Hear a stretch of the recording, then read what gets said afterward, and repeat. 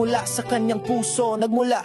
Ang night sa Metro Manila ay kanyang nilikha. Taong 2002 nagsimula ang misyon at inirehistro ito 2005 sa puso'y may layon. Hanggang nag-umpisa at sumibol ang mga chapters sa Manila at Malauna. Nag-abot ang liwanag sa mga probinsya. Mula Langsod hanggang sa Kanayunan, ang samahan ay lumaganap. Bitbit ang kabutihang layunin. Kapag may sakuna, kami ang sasalo.